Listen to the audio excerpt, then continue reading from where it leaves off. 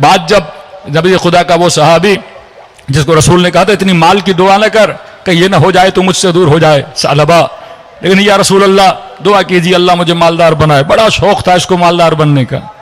रसूल खुदा पर जब इसरार हुआ तो नबी ने दुआ के लिए हाथों को बुलंद किया। कहते हैं इसका कोई रिश्तेदार मर गया, उसका कोई वारिस नहीं था और उसकी सारी मिल्कियत सालबा को मिल गई। अब इसने कहा कि शहर के बाहर फार्म हाउस बनाऊंगा, वहां जाके रहूंगा। वो बंदा जो डेली रसूल खुदा की नमाज में आता था, बाहर घर बनाया, बकरियां बनी, मालो मनाल बने, अब इसने मस्जिद में आना भी छोड़ दिया। यहां तक नबी ने किसी को भेजा ज़कात लेकर आओ, कहने लगा हम कोई यहूदी हैं कि जजिया दें, कि ये जजिया नहीं है, ये ज़कात है, ये हक़ दीन है, देना पड़ेगा। जाकर कहो बड़ी मुश्किलात के बाद में अमीर बना हूं, अब सारी दौलत दे दूं। रसूल खुदा ने फिर आंखों में आंसू आए, का वाय हो सालबा पर, वाय हो सालबा पर। मैंने कहा था मालदार होने की दुआ न कर, दूर हो जाएगा। हर इंसान का अपना ज़र्फ होता है, हर इंसान की अपनी कमजोरी होती है। हजरत मूसा के कज़न है जनाब कारून, देखिए जहन्नुमी बन गया कारून। पहले बड़ा नेक था, पहले हजरत मूसा के साथ घूमता था, लेकिन उसके बाद क्या बना, मालो मनाल की दौलत की वजह से हजरत मूसा से टूट गया। तो इंसान को पता होना चाहिए मेरी कमजोरी क्या है। तो जब तक कंप्लीटली एक्सेप्टेंस ऑफ विलायत हमारे वजूद में नहीं आती, हम कभी भी सिफात असहाब अहले बैत को पैदा नहीं कर सकते। तीसरी सिफत सारे उलल खैरात, ऐ मोमिन जितना हो सके कार खैर में जल्दी किया करो। ये मत कहो कि मसलन नमाज पढ़नी है, कज़ा नमाजें हैं तो 2 दिन के बाद पढ़ूंगा, फलां के लिए कोई कर्जा है तो वो 4 दिन के बाद दूंगा, अरे बूढ़ा हो जाऊंगा तो नेकियों को अंजाम दूंगा, अभी तो मैं जवान हूं। फरमा नहीं, सारे उलल खैरात। ये आपकी टाइमिंग बड़ी अहम है कि सही वक्त में सही फैसला करना। कि करबला में हुर ने सही टाइमिंग पे फैसला किया, जनाब वहब ने सही टाइमिंग में फैसला किया कि यह ताज्जुब का मकाम है कि एक वो हबीब इब्न मदाहिर जो 80 साल का आबिद है, इतनी नमाजें, इतने रोजे, इतनी इबादत अंजाम दी हैं, और वहब कल्बी 2 दिन के अंदर वो मकाम पा जाता है जो हबीब को मकाम मिल जाता है, हबीब की तरह शहीद हो जाता है। मतलब जो सफर हबीब ने 80 साल में तय किया, वो सफर वहब कल्बी ने 2 दिन में तय कर दिया। वो सफर जनाबे हुर ने 1 दिन में तय कर दिया। वो सफर जनाबे ज़ुहैर ने चंद दिनों में तय कर दिया। ये हमारी टाइमिंग है कि हम किस वक्त कौन सा फैसला करते हैं। ये एक ही आन का फैसला होता है कि इंसान को जहन्नुमी बनाता है, इंसान को जन्नती बनाता है। तो फरमाया जहां तुझे खैर नजर आए उसकी तरफ दौड़ो। बाज़ औक़ात कल मैंने तफसील से पढ़ा कि जवानों को नहीं पता होता खैर क्या है, शर क्या है। बाज़ औक़ात वो खैर को शर समझता है, शर को खैर समझता है। तो जिस तरह इंसान बीमार हो जाता है, कोलेस्ट्रॉल का मसला है, दिल का मसला है, चर्बी का मसला है, बीपी का मसला है, अब आपको नहीं पता कि आपके लिए कौन सी गज़ा शर है, कौन सी गज़ा खैर है, तो आप किसके पास जाते हो? डॉक्टर के पास जाते हो। डॉक्टर आपको बताएगा कि जनाब मसलन चर्बी वाली चीजें न खाओ, यह आपके लिए शर है, आपको अटैक आ सकता है। शुगर का मरीज है तो उसे डॉक्टर बताएगा, जो उस फील्ड का स्पेशलिस्ट होगा वो उसे बताएगा कि यह चीज खाओ और ये चीज न खाओ, ये तुम्हारे लिए खैर है, ये तुम्हारे लिए शर है। अहले बैत अलैहिस्सलातु वस्सलाम वो अज़वात मुक़द्दसा है जो हमें बताते हैं कि खैर क्या है और शर क्या है, कौन सा काम अंजाम देना चाहिए, कौन सा काम अंजाम नहीं देना चाहिए। तो कभी कभी हमारी नस्लें, हमारे बच्चे फरमाए शर देखो, इब्तदा में शर का गला काट दो, इब्तदा में शर को खत्म कर दो, तो कभी भी शर अकबर की तरफ नहीं बढ़ोगे। मसलन आपका छोटा बच्चा है, उसने कोई गलती की, अब माँ ये कहे कि बच्चा छोटा है, गलती की तो क्या हुआ, मौलाना अभी तो बच्चा है, लेकिन अगर आप इसे छोटी गलती से नहीं रोकोगे या गलती के लिए नहीं समझाओगे, कल जाकर यह बड़ी गलती करेगा। आज छोटा सा हराम किया, अगर उस हराम पे तंबीह नहीं की, कल जाके बड़ा हराम करेगा। हमेशा गुनाह छोटी जगहों से शुरू होता है। एक बंदा पहले छोटी चोरी करता है, फिर बड़ी चोरी करता है। पहले एक बंदा जुल्म हैवान पे करता है, फिर जाके इंसान पे जुल्म करता है। तो इंसान को सोचना चाहिए कि बच्चों की तरबियत भी इसी तरह होनी चाहिए जिस तरह अहले बैत अलैहिस्सलातु वस्सलाम करते थे। तो खैर और शर की पहचान अपनी नस्लों को यह बताना कि बेटा खैर क्या है, बेटा शर क्या है। जब तक खैर और शर की मारिफत नहीं होगी, तब तक इंसान अपना किरदार असहाब हुसैन की तरह नहीं बना सकता। सल्लल्लाहु अलैहि मोहम्मद व आले मोहम्मद।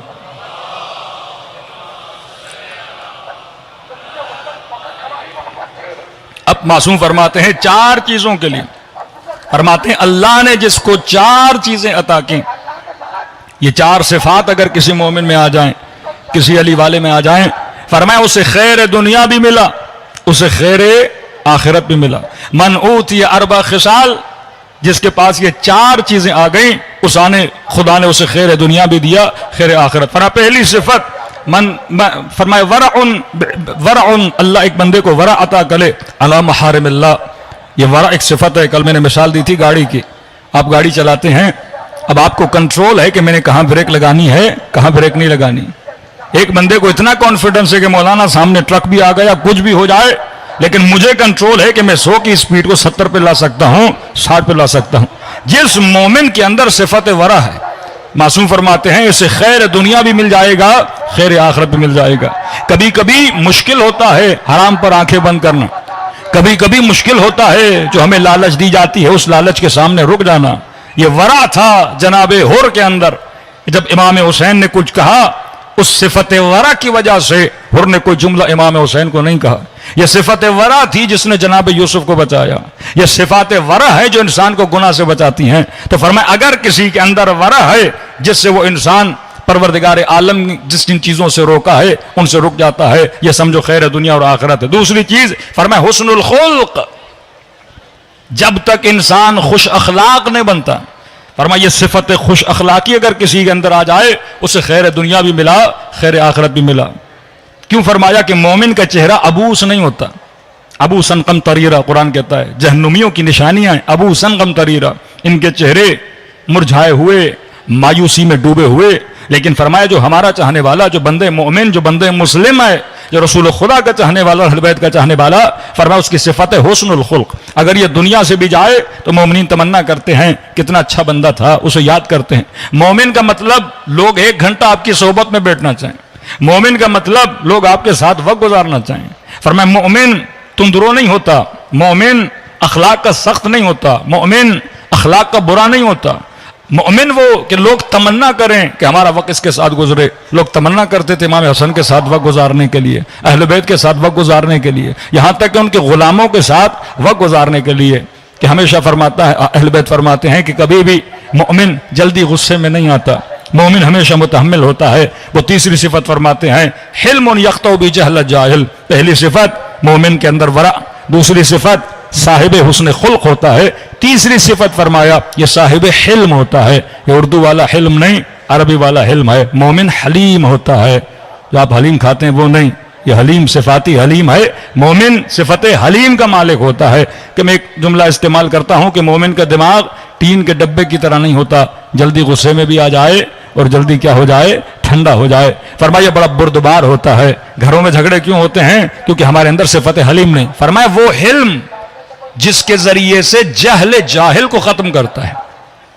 मतलब जब इसका सामना जाहिल से होता है, ये उस जाहिल का जवाब अपने हिल्म से देता है। इमाम हसन को गालियां दे रहा है एक शामी, लेकिन मौला हसन अपने हिल्म से उसे जवाब दे रहे हैं। कहा कितनी गालियां देगा, कितनी भड़ास निकालेगा, जो कुछ इसके दिल में है उसे बाहर आने दो। कभी हो सकता है आपका मुखालिफ शिया से मुकालमा हो जाए, किसी सफर में आपके साथ हो और आपकी बुराई करना शुरू कर दे और आप गुस्से में आ जाएं कि जनाब आप हमारे लिए ऐसा क्यों बोल रहे हो। मासूम फरमाते नहीं, जाहिल का जवाब हमेशा हिल्म से दिया करो। पहले देखो उसके अंदर कितना गंद भरा हुआ है, पहले देखो कितना उसके अंदर नेगेटिविटी भरी हुई है, वो सारी नेगेटिविटी निकालने दो। जब वो निकल के आ जाए फिर अक्ल के जरिए से, फिर फितरत के जरिए से उसको संभालो। ये आज घरों में मियाँ बीवी का झगड़ा क्यों होता है? क्योंकि सिफत हिल्म नहीं है, सिफत बर्दाश्त नहीं है। हम बहुत जल्दी गुस्से में आ जाते हैं। ये सास बहू का झगड़ा, ये नंदों का आपस में झगड़ा, ये क्योंकि घरों में हम संभाल क्यों नहीं पा रहे? क्योंकि सिफत हिल्म नहीं है। और अहले बैत वो जिनके चेहरों पर गालियां दी जा रही हैं, लेकिन सिफत हिल्म है। अरे इससे बड़ी कोई रिवायत होगी जो इतनी मिंबरों से सुन चुके कि अमीरुल मोमिनीन जब जंग में उसके सीने पे सवार होते हैं, लाब दहन फेंकता है मेरे आका के चेहरे पर। एक बंदा जो कमाल ताकत में है और दुश्मन को उसने गिराया हुआ है, जेर किया हुआ है, अगर हमारे साथ कोई करता तो हम सर कलम कर देते उसका। लेकिन ये अली इब्न अबी तालिब है, सिफत हिल्म का मालिक है। खड़े हो जाते हैं, चहलकदमी करते हैं, फिर उसके सीने पे सवार होते हैं, फिर उसका सर कलम करते हैं। जब असहाब रसूल ने कहा या अली ये क्या माजरा था, आपने पहले ही वार में सर कलम कर देना था। इतनी बड़ी तौहीन की कि अली ने जिंदगी में जो भी किया अल्लाह के लिए किया है, हर अमल खालिस है। तभी तो कहा ज़रबतु अली यौमल खंदक़ अफ़ज़ल मिन इबादत सकलैन। कि अब जब इसने चेहरे पे लाब दहन फेंका तो अली की जात का गुस्सा शामिल हो गया। अली कभी अपने दुश्मन को नहीं मारता, अली हमेशा खुदा के दुश्मन को मारता है। यह सिफत हिल्म थी जिसकी वजह से लोग अहले बैत के करीब आते थे। तो मेरे अजीज, जब तक आप हलीम नहीं बनोगे, जब तक अपने अंदर बुर्दबारी पैदा नहीं करोगे, जब तक अपने अंदर सब्र पैदा, सब्र और हिल्म में बड़ा फर्क है। सब्र जुल्म के मुकाबले मुकाबले में है, लेकिन सिफत हिल्म जाहिल के मुकाबले में है। कभी कोई आप पे ताने मार रहा है, कभी कोई आप पे इल्जाम मार रहा है, कभी कोई आपको तंग कर रहा है, कभी कोई आपको टीज कर रहा है, तो उसके मुकाबले में क्या करना है? सिफत हिल्म में होना चाहिए। अगर लोगों के अंदर सिफात हिल्म पैदा हो जाए तो हमारे घरों के झगड़े खत्म हो जाए।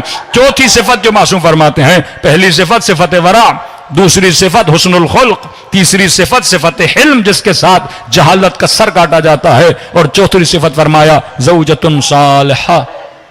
अगर खुदा दुनिया में किसी को नेक और सालेह बीवी अता करे, अब नेक और सालेह बीवी की मासूम डेफिनेशन क्या करते हैं? फरमाया नेक और सालेह बीवी वो है जो शोहर की दुनिया में भी मददगार हो और आखिरत में भी मददगार हो। कई लोग ऐसे हैं जिनकी दुनिया भी बीवियां तबाह कर देती हैं और आखिरत भी तबाह कर देती हैं। फरमाया ये ज़ौजे सालिहा नहीं, ज़ौजे सालिहा वो जो उसके दीन में भी मददगार हो, जो दुनिया में भी मददगार हो। यानी दुनिया की जितनी तकलीफें हैं, ऐसी ज़ौजा हो कि उसको देख के उसकी तकलीफें दूर हो जाएं।